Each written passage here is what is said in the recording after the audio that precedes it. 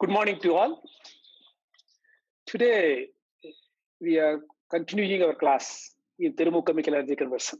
Previous day, we have seen combustion.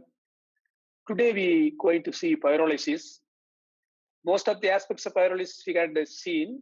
Before we were going to start our original class today, we had a preview of our quiz. See, out of 26 points, an average 18.96 and medium is 19 points and the range of 10 to 25 points, maximum of 25 and minimum of 10 points. You got it. And see the answers for that. Biochar is resistant to biodegradation. It won't resist. It is resistance. It won't biodegrade. That's why you are using as a carbon enrichment in the soil. It retains the carbon. It won't biodegrade by the plants. So resistance is the answer. And bioil can be used as a substitute for fossil fuels. Even many have written diesel and petrol. Okay, these are fossil fuels to generate power. Then the temperature of fast pyrolysis is around 450 to 500 and 525. So on this range, most of you have answered. And the product of gasification is producer gas. Many has answered. And it's used as a pointing. Here it is a lignin. So cellulose, chemicellulose, lignin is the content of biomass, major portions. So lignin, it is not Lenin. Most of you have written Lenin. Lenin is a leader, UCA leader, communist philosopher. Lignin is the correct answer. So bioil is also called as pyrolysis oil. Pyrolysis oil or biocrude also, we can call it. Then the compacts of biomass have a solution. Which of the problem is above all? Low density, we are reducing the density, and high volume, we are reducing, and handling expenses for transporting other things, all the above. Then selection of right type of fuel depends on availability, storage, and handling. Maximum you answered, more than 87%.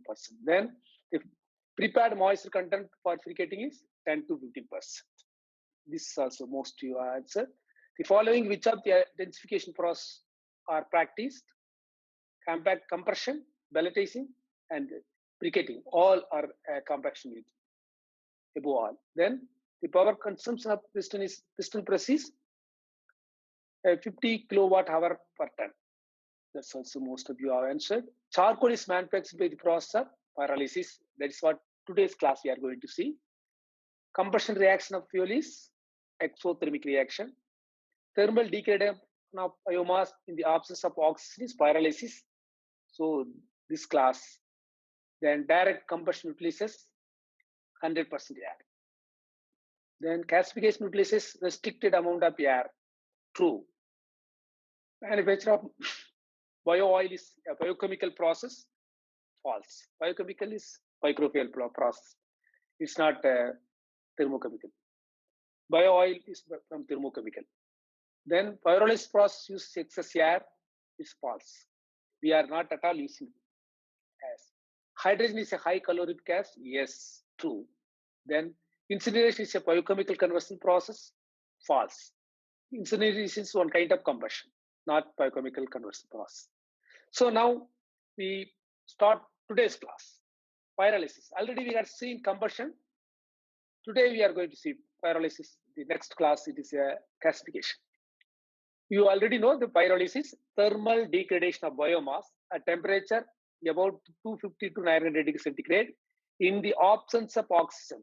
In the absence of, it is very important, without any oxygen. To yield three type of materials, solid, liquid, and gaseous product. In pyrolysis only we are get three types of materials. Whereas in combustion only heat, and gasification we get produce gas. Whereas in pyrolysis we will get solid, liquid, and gaseous product. Solid product is called charcoal or biochar. You remember this charcoal or biochar, rich in carbon. That is 60 to 80% of the charcoal is carbon or is biochar. it has more calorific value. As it is contained more of charcoal, char, carbon, it's the the result is the calorific value is high. Liquid oil is pyrolysis oil, or we call it as a bio oil or bio crude from condensable vapor. So gaseous product is a producer gas. We can call it a synthesis gas, syngas, or carbon dioxide or carbon monoxide or methane. So we are going to see the details of the process and the uses of these products. So types of pyrolysis: slow pyrolysis, intermediate pyrolysis, fast pyrolysis. The temperature range is 250 to 400 for slow pyrolysis, 350 to 450 degrees centigrade for intermediate pyrolysis, 500 to 900 degree fast pyrolysis. Fast pyrolysis, the rate of heating is high in fast pyrolysis. You can see the products also.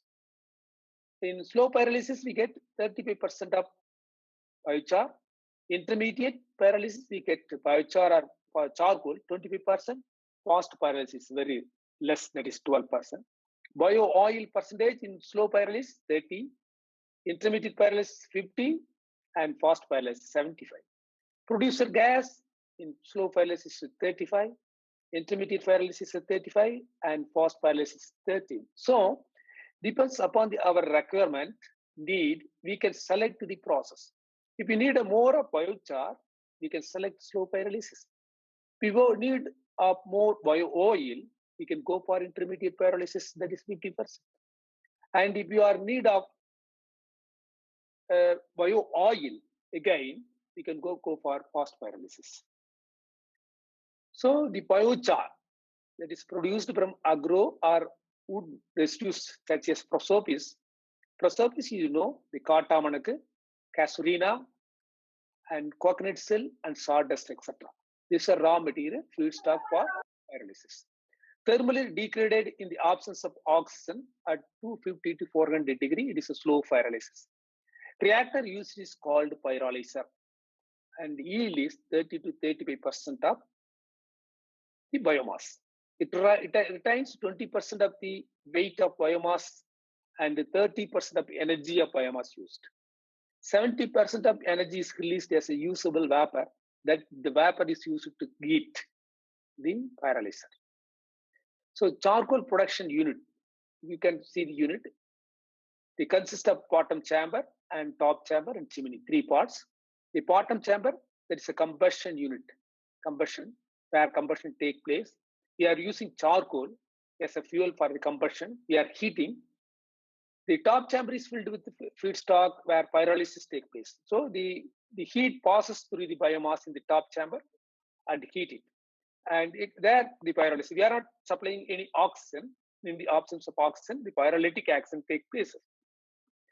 Heat passes from the bottom to top chamber, and the volatiles, first the volatiles released, that goes through the chimney, goes out through the chimney. So see the characteristics of biochar. We already have seen the biochar charcoal.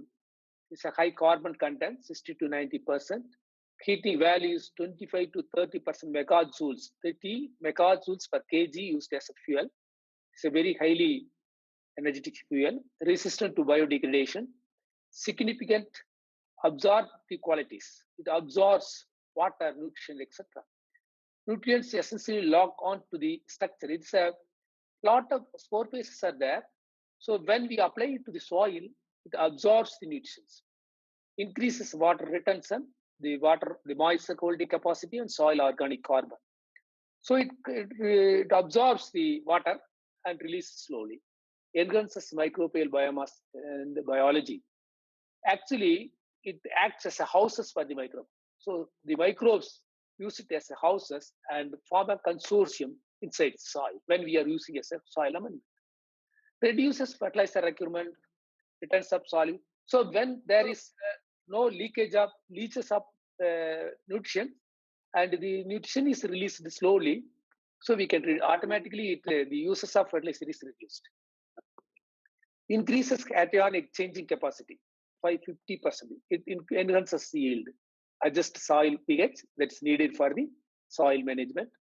reduces nitrogen leaching by 60%, increases crop productivity by 38 to 40%, saving 20% of fertilizer and 10% saving in irrigation and seeds.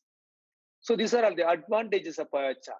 When we can convert all biomass in our field to a biochar and we can apply to the soil, that will enhance and we get all the following advantages.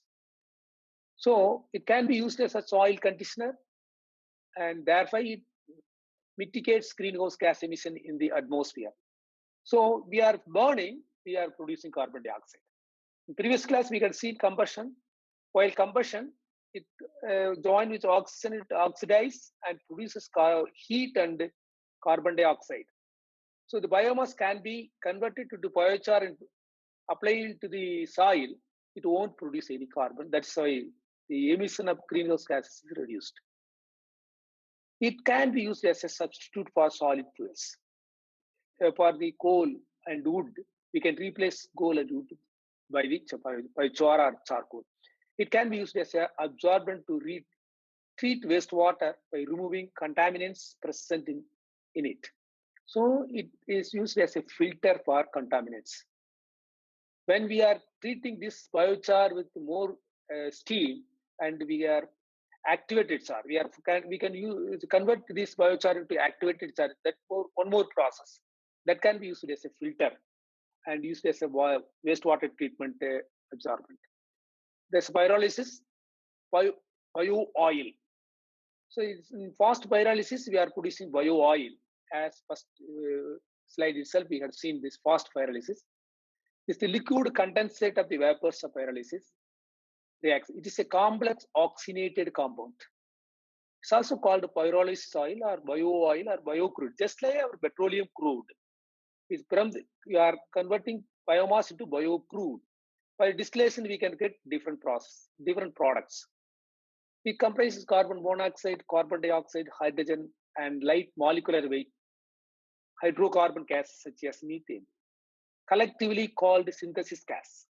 So through pyrolysis oil, we will get synthesis gas and small amount of carbon and bio oil.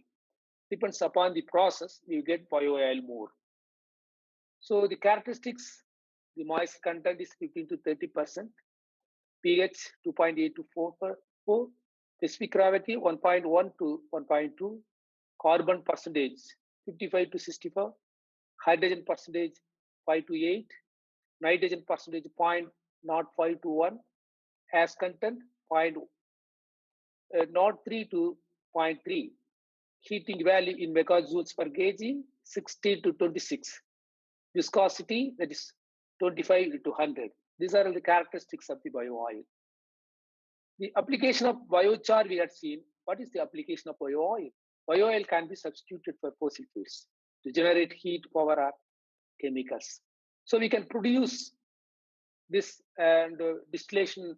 We can get the pure bio oil that can be used as a fuel to replace fossil fuels. Boilers, furnace can be fueled with bio oil. In short time, turbines and diesel engines can be run by this. This is long term. You can run turbine and diesel engines.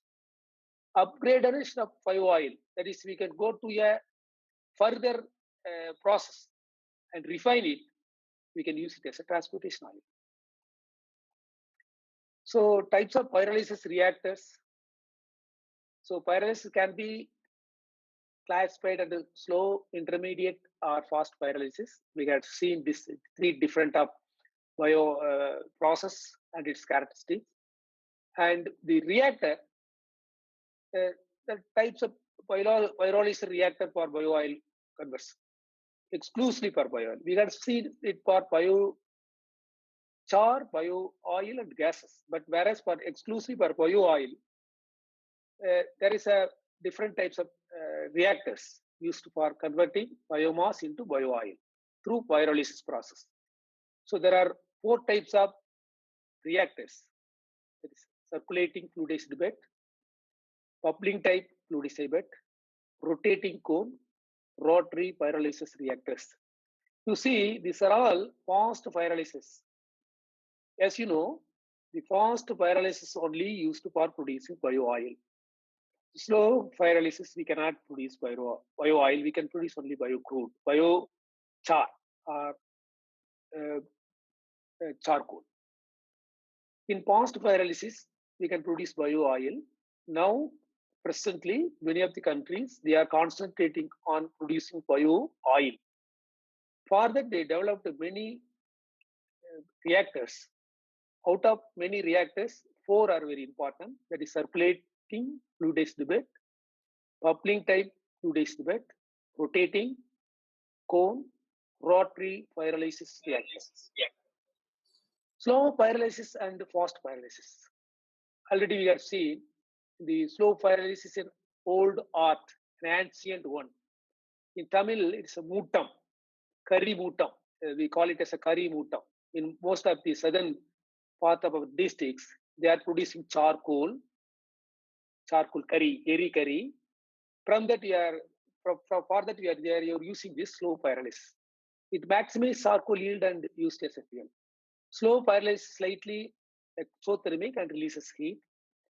Fast pyrolysis produces maximum liquid and reactions endothermic. So it is a difference between slow and fast pyrolysis. Fast pyrolysis involves rapid heating rates. That is, the rate of heating is high. The temperature also high. That's more than 240 degrees centigrade per second rate of heating. The temperature exceeds more than 500 degrees centigrade. Fast pyrolysis with a short residence product produces ethylene-rich gases, condense to produce bio-oil and alcohol, as we had seen in the previous slide. Carbon sequestration, as we know, we are converting this carbon biomass into fuel. We are replacing the fuel instead of fossil fuels. So it replaces fossil fuels, and also the carbon dioxide generation is also reduced. That's why we are sequestering the carbon, and it leads to the greenhouse gas reduction. Bubbling fluidized bed pyrolyzer. So the reactor, it's a heated sand medium in zero oxygen. You know, fluidized bed, a medium of sand floating. The biomass is going through, the particles of biomass is going through, crossing through this floating media and heated, and it produces bio oil. The temperature range is 400 to 900 degrees centigrade. The products are char, gas, vapor, and aerosols. Mainly it is a aerosols, vapor and aerosols. Char removal by cyclone separator. First, we are removing the char from the outcoming in output, and scrubbed gases, vapors, and aerosols are directly quenched and cooled through water. We are cooling it less than 50 degrees centigrade. So we will get condensed, the bio oil condensed, and non-condensable gas recycled are used as a fuel for the reactor. For the reactor, we need a heat. For that, we are recycling the gas, the producer gas, the condensable producer gas that can be used as a fuel for the same reactor. And the bio oil is condensed, and we are taking it. The yield about 60% of weight of biomass by dry basis. So the yield, how much we will get? How much biomass we are using 100% of 100 kg of biomass, we will get 60 kg of bio oil, liquid bio oil. So bubbling fluidized bed pyrolyzer, we can see the figure. So the bottom, it's a combustor. The fluidized gas is again we bubbling fluidized bed reactor. We are seeing the figure. We are sending the fluidized gas from the bottom, and it was distributed uniformly. And we are through the feeder, we are sending the through screw auger like that. We are sending the conveyor. We are sending the feeding materials, the biomass. So the fluidized bed is created where the biomass is heated, and goes to the freeboard. The gas is collected, and the vapors and the aerosol is collected and goes out. That is what the vapors we are condensing. When we are condensing the aerosol and vapors, we will get the bio oil. So we are again also heating. We are providing heat. This is the bubbling fluidized bed reactor. So the fluid bed where the biomass and fluidized gas both is supplied at that, and the floating condition, the heating take places, and due to heating, it was produced bio-oil. So next, the circulating fluidized battery, more or less, the both are same. You can see that we are produced the gas supplied feeder. Through feeder, we are supplying biomass, and hot air is from another attachment. And the pyrolysis unit, we are attaching one more. That is what difference there. Shorter residence time for chars and vapors than published fluidized bed pyrolysis. Higher gas velocities, faster vapor and char escape, and higher char and oil content. So handle solids that are more difficult to fluidize. Some of the solids, it's very difficult to fluidize. See the coir pith, tenga nar kalivu. That cannot be fluidized very easily, gasified very easily. The lignin content is more there. So that kind of material is used here. Like our rice husk, it contains more of gas. That kind of problematic solids can be utilized for this post pyrolysis. Heat supply from secondary char chamber. You can see the secondary char chamber attached to this. And flue gas is going out. The hot air, we are replacing this blue this gas for heating the combustor. Next, circulating fluidized bed reactor. So here we are circulating it. It is very shorter residence time for chars and vapors than above 2, higher gas velocities, fast vapor and char escape and higher char. Here we are increasing the rate of heating. That's why it is a faster. More difficult fluids or solids also we can utilize it here. Heat supply from secondary chamber combustor. See the figure that rotating plate pyrolyzer. So this is this spinning disc, the bio-oil liquid released from the biomass, the pressure applied. We are here we are utilizing the pressure. The process takes place under pressure. So it is little bit different from the above reactors. Hence, heat transfer from hot surface can soften and vaporize feedstock. Reaction is in one direction. Larger particles like logs can be directly pyrolyzed. Logs means they are bigger biomass, just like wood logs. Previous all, we are only it is only possible to use the pulverized, powdered biomasses. Whereas here, we can use the logs. So it is an advantage in rotating plate pyrolyzer. This process, we can use logs, bigger one, just like our coconut shell and other things. Without we are making pulverization, directly we can use it. That is the advantage of rotating plate pyrolysis. No requirement of inert gas smaller. It's very there is no need of inert gas like nitrogen all this. So it is a rotating cone pyrolyzer. The bottom is the biomass and hot sand introduced at the bottom of the cone and mixed and transported upwards. Hot sand and biomass you can see. It's mixed and going there above, mixed and transported upwards. Rapid heating and short gas base easily achieved. So through that we can rotating it. The pyrolysis rotates and the sand and the chamber char is coming out. We can separate the char from the sand and the vapors we can condense it just like other pyrolysis. The condensed vapor and the aerosols is the oil, bio-oil. We will get the bio-oil. So what are the benefits of pyrolysis and its products? The process and products. So value addition to agriculture residues and stopping burning. Most of our farmers, they are not using it. They are not take time. It will take time to degrade also. Mostly the woody part of all biomass. They take more time to degrade. So farmers cannot wait for degradation. That's why they will go for burning.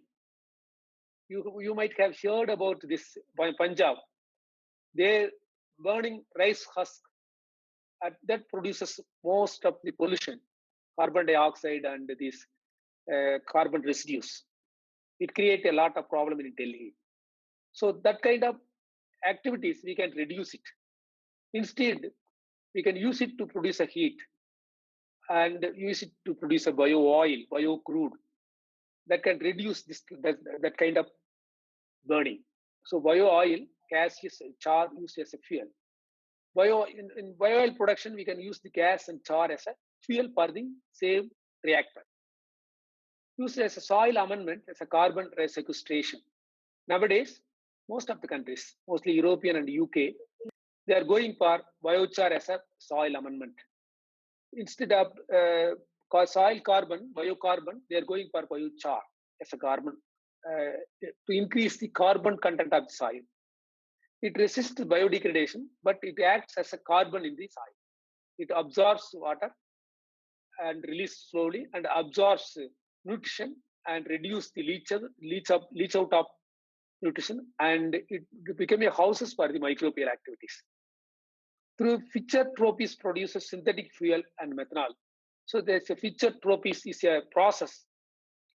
Use this process and condense it and refine it. So that can be, that bio oil can be as a synthetic fuel. So that is methanol, like our petroleum products. So wide range of chemicals.